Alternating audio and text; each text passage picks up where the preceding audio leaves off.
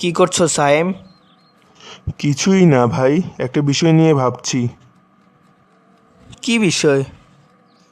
একটা গল্প পড়লাম। গল্পে একটা বিষয় ছিল, মানুষের বিশ্বস্ত হওয়া, মানে মানুষের বিশ্বাস অর্জন করা।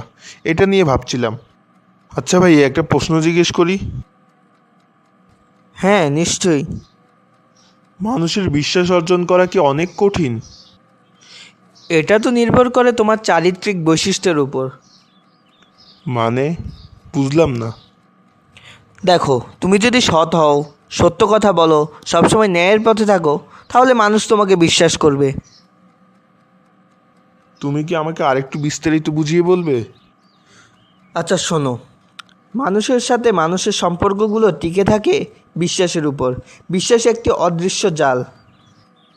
এই জালটি যত শক্ত আর মজবুত হবে, মানুষের সম্পর্কগুলোও তত মজবুত হবে। রিয়েলি? হুম।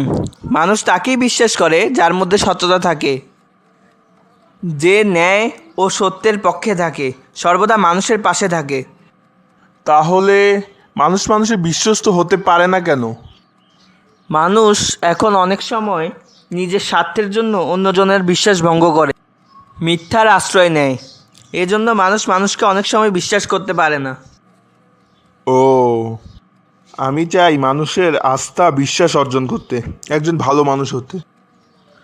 অবশ্যই তুমি তা হতে পারবে, যদি তুমি সৎ ও মানবিক গুণাবলীগুলো নিজের মধ্যে ধারণ করতে পারো। আর অবশ্যই কারো বিশ্বাস ভঙ্গ করবে না। মনে রেখো, মানুষ যদি একবার তোমার উপর বিশ্বাস হারায়, তবে তা ফিরিয়ে আনা অনেক কঠিন। ঠিক আছে ভাইয়া, তোমাকে অনেক ধন্যবাদ।